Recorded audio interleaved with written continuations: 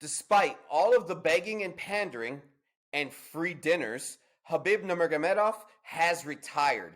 Dana broke the news on Twitter. Why this may be the best move for the sport of MMA in the long run.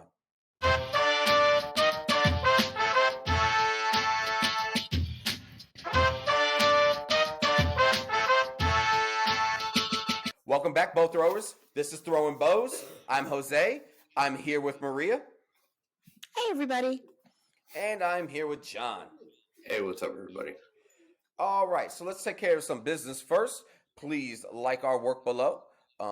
We work really hard on this, so like our work and subscribe to our channel as well. There should be a ringing bell somewhere. Go ahead and hit that and subscribe to our channel. We appreciate it. So let's just jump right into it. Khabib let everyone know after he beat Gaethje that he was done. He didn't want to come back. Dana couldn't accept this breakup, and like the scorned lover that Dana was, he had a hard time moving on. But apparently, Dana has finally come to terms with the fact that it is over. Khabib has moved on, and he's turned Dana into his ex. And Dana seems to be okay with at least letting Twitter know he's accepted it and that he will no longer try to ask Khabib to come back. So let's jump right into it. Khabib stated he didn't want to hold up the division after the Gaethje fight. When he announced his retirement, he said, I want the lightweights to continue on. Was Dana stalling while he does his wheeling and dealing worth it? That's the question we're going to talk about. Dana stalling and wheeling and dealing and shipping and shapping. So, John, you're going to play Not good shipping cop. and shapping. What? Making up shit now. That was here. That's a good Time old for Texas your wheeler and jibber-jabber. dealer here, my friend. All right, so John, you're going to play the good cop in this segment. I want you to defend. Yeah, I know, right? I want you to defend Dana's decision to hold up the lightweight division while he waited for Khabib to reconsider. I don't know if I would necessarily call it holding up the division. It's just exhausting all of the possibilities, just making sure. Are you sure? Do you need some time? I know it's not you. I know it's me. Let me just, let me give you some space. Maybe it was, that kind of thing, And in the end, Khabib wasn't about that number one bullshit anymore, so... Yeah, you nailed it. He hung it up.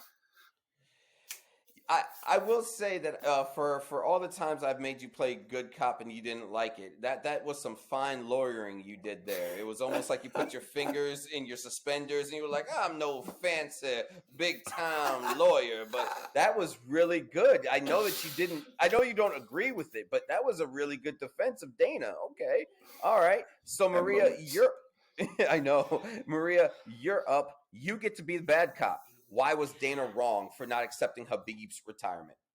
First off, John, you're the worst. Second off, for that defense, oh my God. I mean, listen, you're right. And that's what makes it, that's why I'm like, you're the worst, because that is exactly what's going on.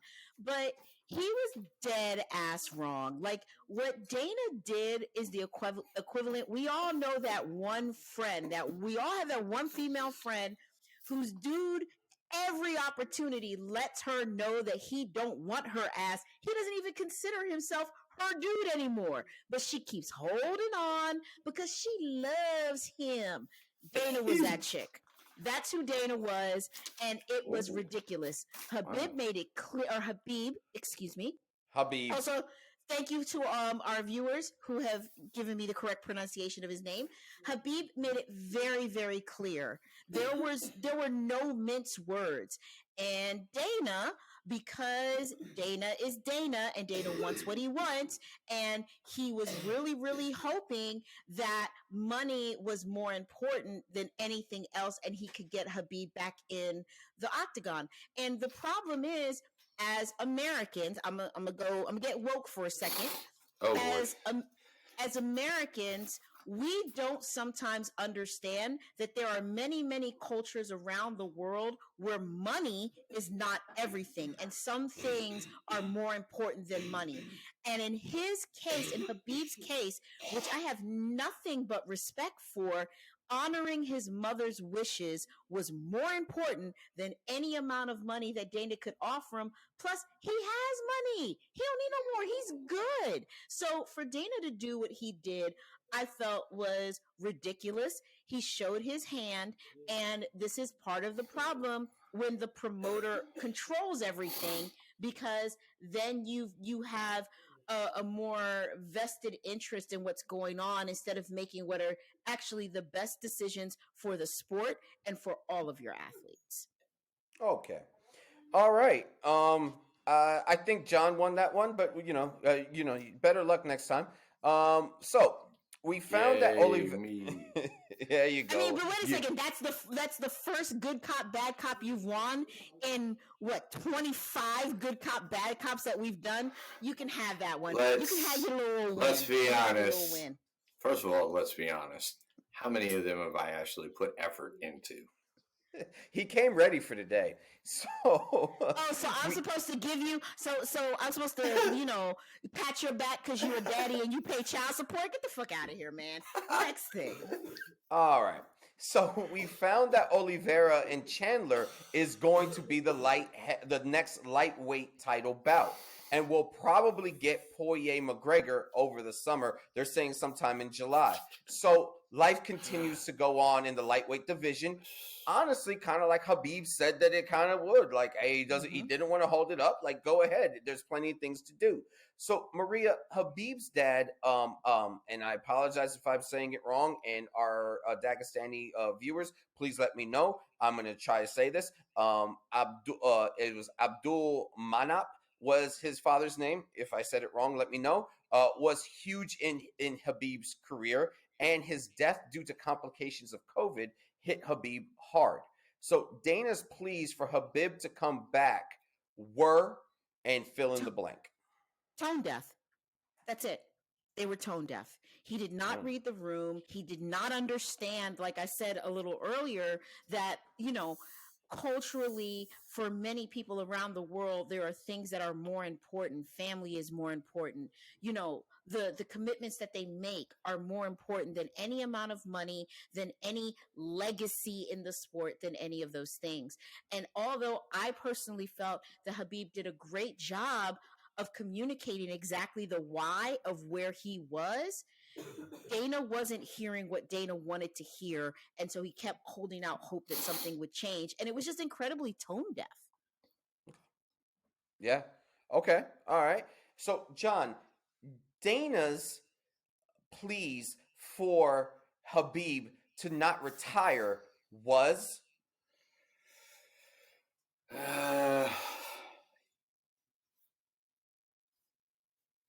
tone deaf, insensitive,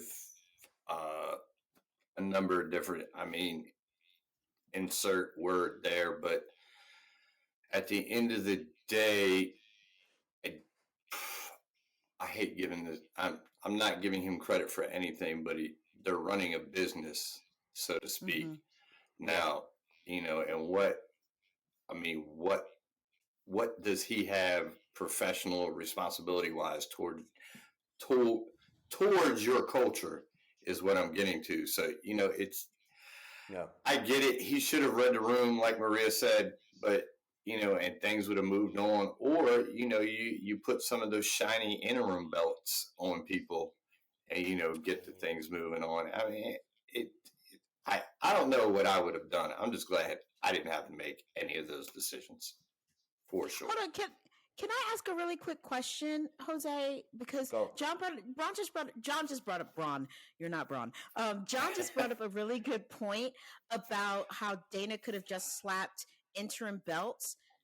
I'm very confused as to why Connor sneezes, John Jones breaks every law under the damn sun, and we can do interim belts and let them come back and do the whole nine.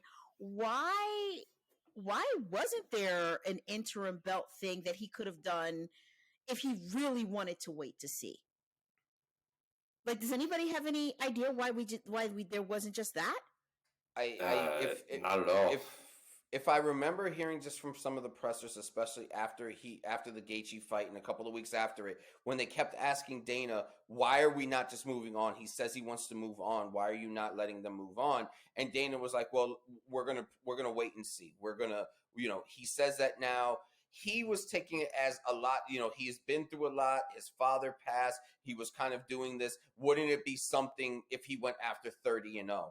And I know that was a big thing for him to try. So I think Dana was kind of thinking like, well, maybe it was just really stressful. And if I dangle, hey, your last fight will make it 30-0 and we'll give all this. I think Dana just kind of felt like you don't make that not the title fight. You don't take that away from him and then me slap an interim title on this fight and then Habib to come back in a couple of months and say, you know what, I do want to try to go after 30-0. But to both you and John's point, I think that this is exactly what it is. Dana is tone deaf and he heard what he wanted. He made the scenario what he thought the scenario was, which is there is money I can throw at this, or there is an idea of glory I can throw at Habib in 30-0 that he's going to say, you know what, I said that prematurely. Let me go ahead and come back and get 30-0.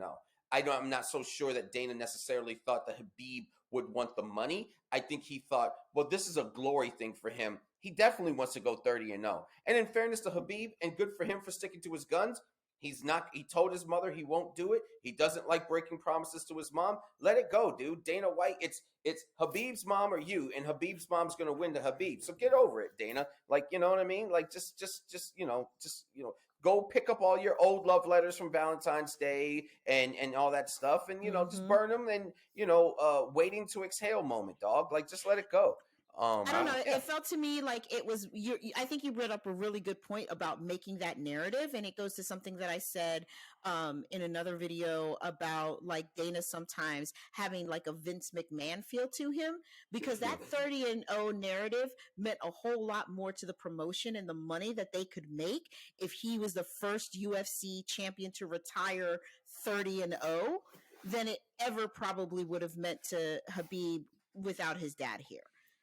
Yeah. So like I feel like it tried, like there was this presentation like it was altruistic, and it wasn't. It was still about a way to have a really big fight and make money. Yeah, you're probably right. So Habib looks happy filling in the role his father played in getting Dagestani fighters to those high-level organizations. Now, just in the UFC alone, and to, again, all of our Dagestani viewers, I know there's a lot out there. And so, but just from coming out of his camp, you have Abubakar Nurmagomedov, who's fighting Jared Gooden at UFC 260. You have Zubaira, and I apologize if I don't say his last name correctly. You have Zubaira Tukhugov, who was supposed to fight Ricardo Ramos on the 13th. That card got canceled. And what you may remember from Zubaira was he was the one that when that whole fiasco went down with McNuggets and his crew, Zubaira was one of the ones that was also involved in that and picked himself up a year ban. So this is one of those guys where if you go out to the club and you have to wonder which one of my guys are, which one of my guys, right? Which one of my, right? Them dudes roll deep too.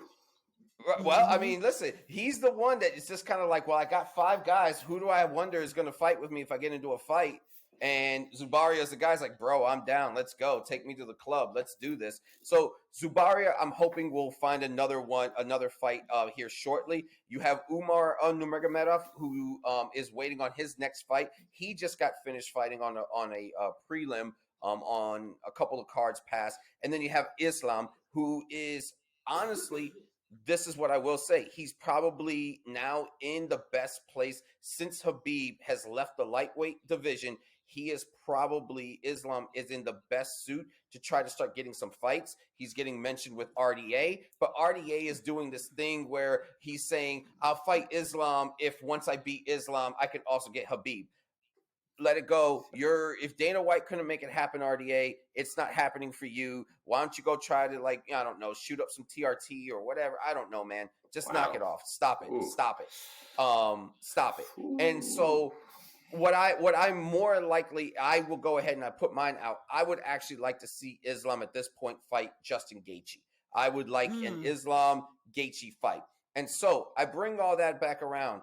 John, any of these Dagestani fighters that I just named, what out of them is the guy that's the guy to watch? What is the guy that you're just kind of like, yep, this is it. This is the guy that I think we should watch.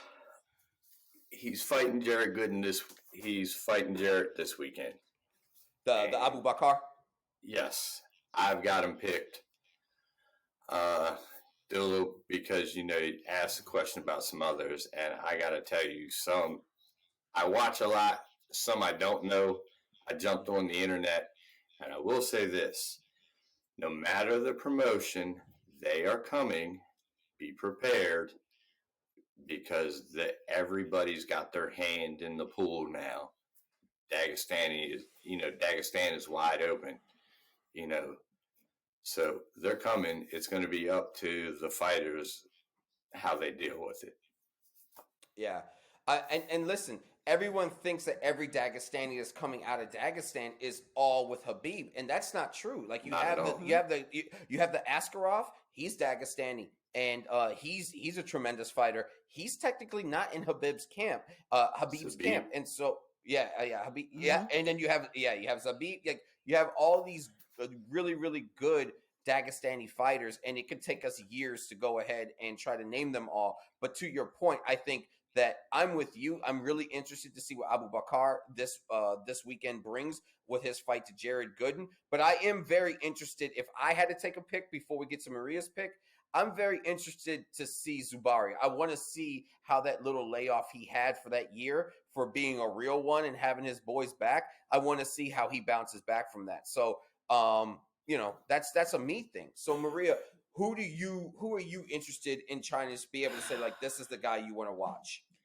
This generally is a hard question to answer. And I actually want to give a shout out to one of our viewers, Zane, who commented and gave a little bit of insight and perspective on why we're seeing all of these Dagestani fighters, because, combat sports, wrestling, MMA is the most popular sport in Dagestan, and it's like the kids don't play soccer, they wrestle, they're getting into mixed martial arts early. So this is just the beginning of a wave that is continuing to grow. Since I'm not from Dagestan, so thank you for giving us that insight, knowing a little bit more about the culture.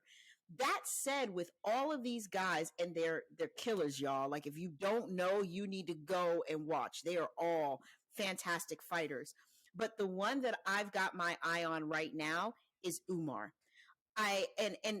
Part of the thing with Umar, outside of the fact that he's a fucking savage, he is young. He's out of this entire group that you just named, he's the baby. He is 25 years old. He is 13-0, and he is not here for play. And it's like you watch him similar to how we discussed when we did our video on Islam, and his style. You can't help but see Khabib in him. So he may not be Khabib, and that's fine. I want you to be Umar, but he's a savage. And I think that he's one of the ones that people aren't paying close attention to yet. He's only had one fight in the UFC, but I'm telling you guys, that kid is special. Mm-hmm. Yeah. Mm-hmm. Yeah.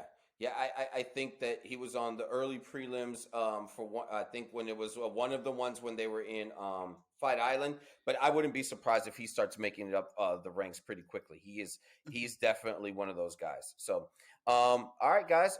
So those were our takes. Thanks so much for tuning in. Please leave a comment to let us know what you think. Hit us up on our Twitter at Bows Throwing. Again, at Bows Throwing is our Twitter handle, and let us know if there's anything in this world that you want to talk about, and we will watch it. Again, I say it every week, and nobody takes John up. John is watching these bare knuckle fights. I promise you, John is watching. He is watching these bare knuckle fights. I am not watching them. I am watching that COVID infested promotion. Ooh, what are you talking about? UFC is about to be COVID infested. We are definitely going to have to I'll watch talk it from about the casino. Yeah, we will definitely have to do that. So with that being said, if there's anything that you guys would like to talk about, definitely hit us up on Twitter. But for that, we're out, and we will see you next time, guys. Bye. Bye, everybody.